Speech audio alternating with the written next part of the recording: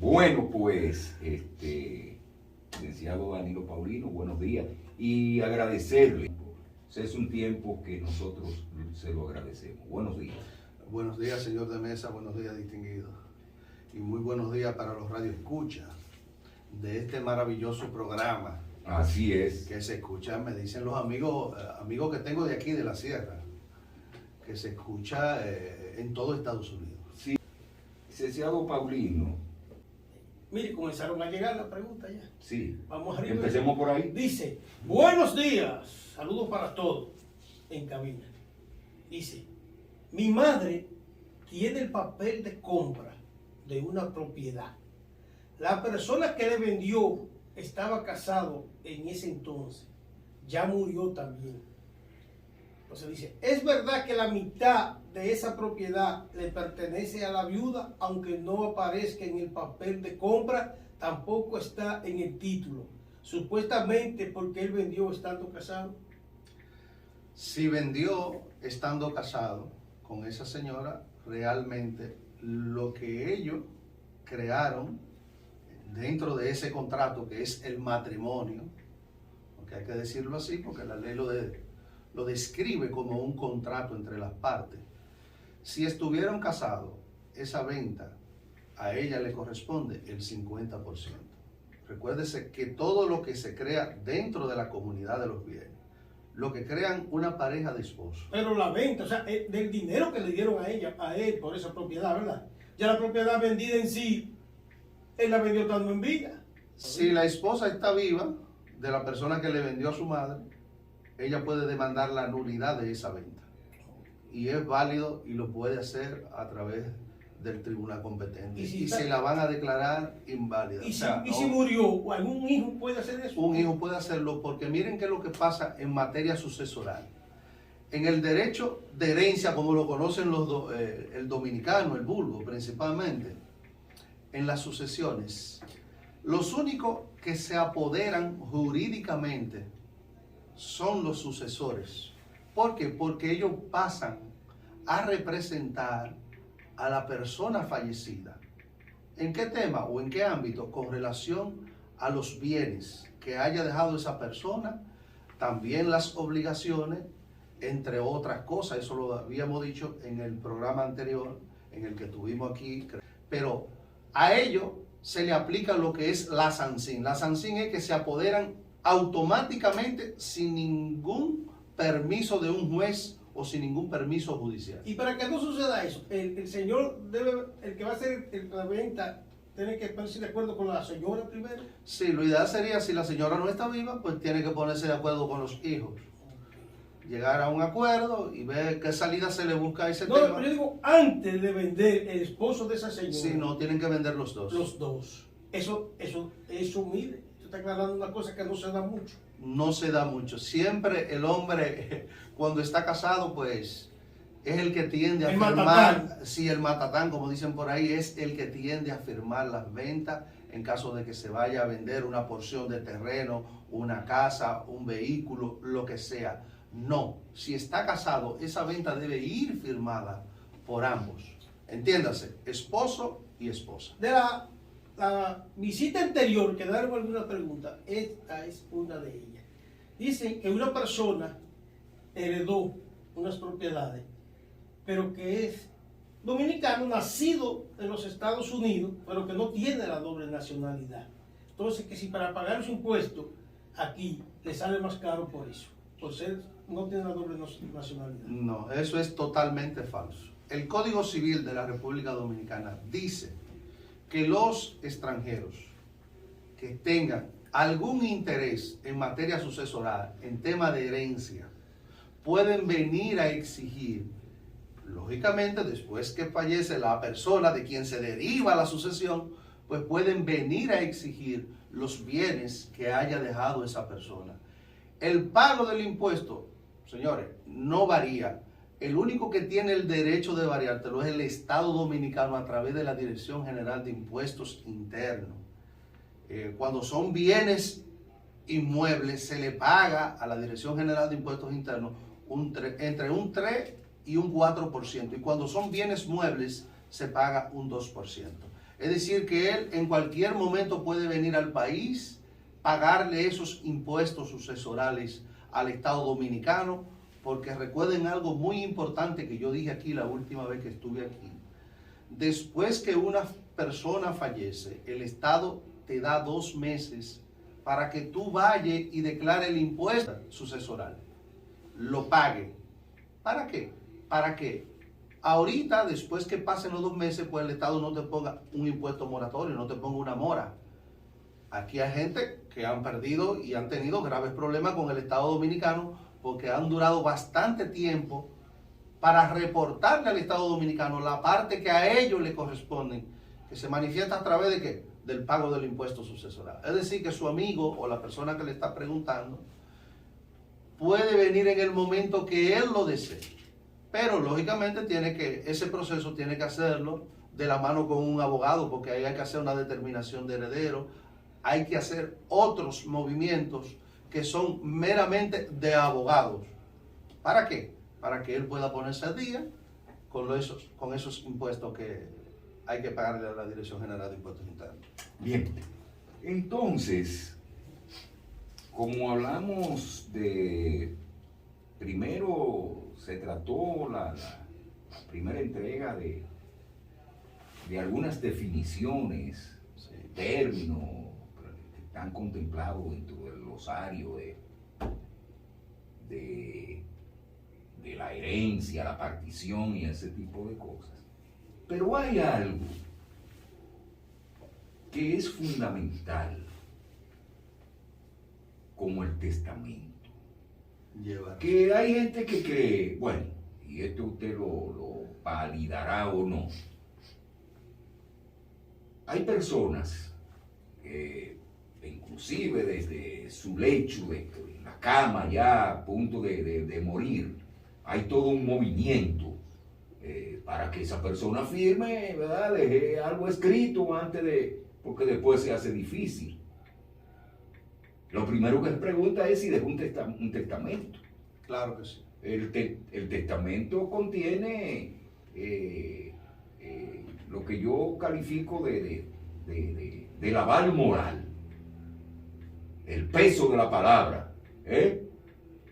No. Entonces, a veces dicen dejó un manuscrito. O sea que no hubo tiempo de hacerlo con un abogado, un testamento con un abogado, un asunto notarial y ese tipo de cosas, sino que dejó algo escrito. Es válido. Es válido. Le explico. En República Dominicana hay 3 formas de usted hacer un testamento.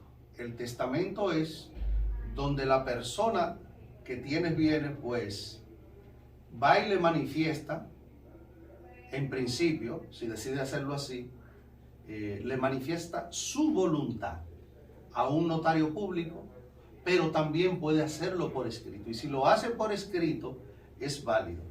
Pero para que la gente tenga conocimiento un poquito más amplio en cuanto a este tema, en este país existe lo que es el testamento auténtico. El auténtico, conforme a nuestra normativa, pues es el que la persona que tiene los bienes se acerca donde un notario público con otras personas que deben estar allí, que deben fungir como testigos, y le expresa al notario público cuál es su voluntad con relación a los bienes. Es importante decirle a las personas, porque una de las formas de transmitir los bienes más importante y más fácil es el tema del testamento, señores. La gente, cuando usted le habla de testamento, usted cree que, o ellos creen que ya están en el preámbulo de la muerte. No, no es así. Es bueno siempre testar. Entonces decía que mayormente el testamento que más se utiliza en este país, la forma de testar es el testamento auténtico, que es donde el individuo se acerca donde el notario público. Existe otro, pero ese no se utiliza, que es el místico. El testamento místico, ese no se utiliza en la República Dominicana, pero el hológrafo sí. El hológrafo es el testamento que usted redacta a puño y letra, pero debe tener 3 características fundamentales para que ese testamento no se invalide después que desaparezca la persona. Primero debe tener la fecha, segundo debe estar escrito con sus letras y tercero debe ser firmado por la persona.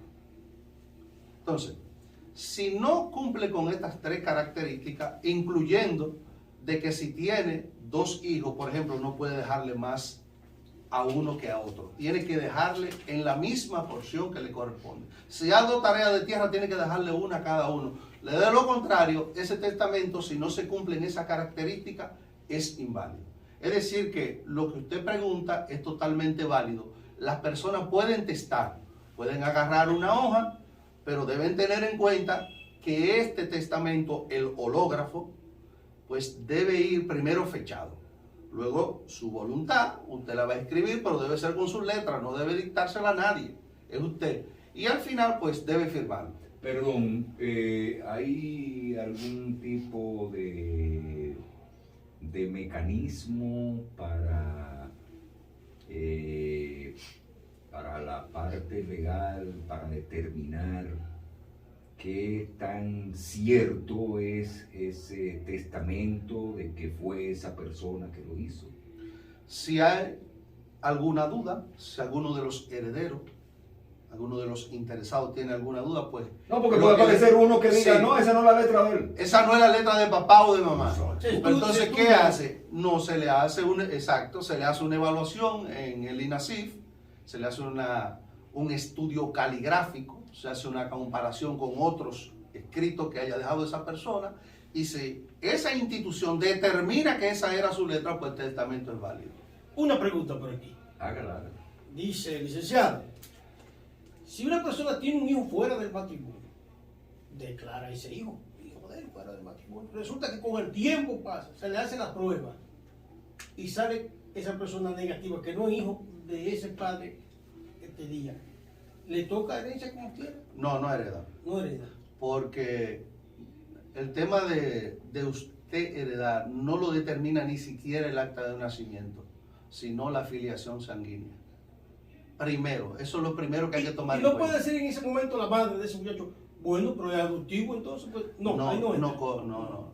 Lamentablemente no hereda, porque para heredar debe haber una filiación sanguínea entre el de cuyo y la persona a quien se le va a transmitir el bien. En este caso, ¿verdad? En este caso, como se demostró que no hay ningún vínculo sanguíneo, lamentablemente no hereda nada de lo que haya dejado. Pero si usted lo adopta, no hereda. No hereda. Fulano le dio el apellido a fulanito, no hereda. Lo puede hacer desde, hablando de adopción, y lo Sí, preguntamos.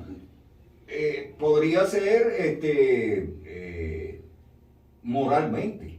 No, es que si lo adopta como quiera tampoco hereda, porque es que la ley exige que debe haber... No, porque nadie le va a impedir, denle tanto a fulano de tal, Ahora, que ha estado toda la vida ahí. Se ponen de acuerdo los hermanos. Pero ya eso está fuera de lo legal. Exactamente. Si los hermanos los hijos directos de la persona fallecida dicen, mira, fulano lo declaró, aunque se demuestre después que no es hijo de él, previa evaluación o un ADN, así es que le llaman, pues si los hermanos quieren reconocerle una parte de esa porción o de esa masa sucesoral que dejó su padre, entre comillas, pues es totalmente válido.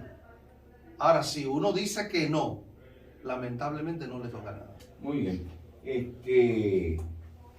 ¿Qué tanto se ha cuidado o se cuida el sector inmobiliario a la hora de que una persona, sin haber determinado, ya sin ninguna determinación de heredero y sin nada, siempre hay un hijo que se queda con los documentos? Se queda con los documentos En una cajita. Y lo guarda porque y vamos a dejar todo igual, pero ustedes están ahí. Esos documentos no se deben usar, ¿verdad? Hasta que no se haga una determinación de herederos.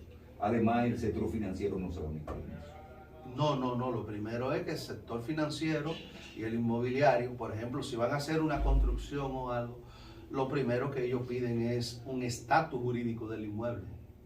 Si ese inmueble, en esa certificación que emite registro de título en la jurisdicción inmobiliaria, dice que está siendo o hay una litis abierta o todavía no se ha hecho una partición, lamentablemente, hasta tanto no se regularice el terreno donde se vaya a construir, donde vaya a construir la inmobiliaria o el banco o la persona, pues lamentablemente no lo hacen, porque eso le va a traer inconvenientes, porque por ejemplo, en el momento en que se haga la partición, el que hizo una inversión dentro de ese inmueble va a tener muchos problemas con los herederos. Bien, estamos hablando de... hay casos, porque estamos hablando de los... son casos civiles, ¿verdad? Sí, Son meramente casos civiles. ese O sea, derecho. no entra el componente penal por ningún lado en el caso de las herencias. No, porque en derecho penal lo que se persigue es el tema de la pena. En el civil es el tema, usted entiende, de los... Sí, pero a pesar de que también en el asunto de herencias se provocan conflictos que llegan al extremo inclusive hasta de muerte, ahí va a entrar lo penal. Sí, por ejemplo, con el tema de la declaración de la indignidad, el hijo que se declara indigno, que hay tres condiciones para que esto se dé, y es que, primero, si el hijo le dio muerte a su padre, pues los demás hermanos pueden declararlo indigno y no hereda. Queda fuera. Queda fuera, pero hay un tema ahí que la gente debe saber. Si él quedó fuera y ese declarado indigno tiene hijos, lo que a él le correspondía pasa a los hijos de él. Correcto. ¿Por qué? Porque ¿qué es lo que persigue o qué es lo que persiguió el legislador en el momento en que redactó el código? Pues el tema de la protección familiar, que eso es lo que se busca. Acuérdense que la indignidad también debe declararlo un juez y eso debe ser por sentencia. Eso no es que yo te declaro indigno, tú estás declarado indigno, no. Además de eso, de las tres condiciones que le decía para la declaración de indignidad, también está si el hijo lo sabe, quién le dio muerte y no lo declaró ante una autoridad competente, o si éste le hace pasar alguna afrenta a su padre o a su madre, por esas tres condiciones, puede declararse indigno y no heredar lo que a él le correspondía. Mire, ya en la parte Pasa a final, los hijos. Pasa a los hijos del declarado indigno, lo que a él le correspondía. Pero que no, un minuto no nos queda, creo. No nos queda un minuto. No. Pero yo quería, no va a deber el licenciado quería hablar sobre los plazos, si hay algún tipo de prescripción con el asunto de las herencias, si llega un momento a que a eso se le pone un stop porque nadie reclamó nada, porque nadie se preocupó, pero... La próxima es un tema de inicio. No, pero eso en 20 segundos, miren, el código no dice que los herederos tienen tal plazo, pero la jurisprudencia dice que tienen 20 años para reclamar la herencia. Y si en 20 años no ocurre. Lamentablemente, pues pasa a los que continúan en el orden. Bueno, Ok. gracias. Mañana jueves estaremos en otro espacio de expresión libre. Adelante.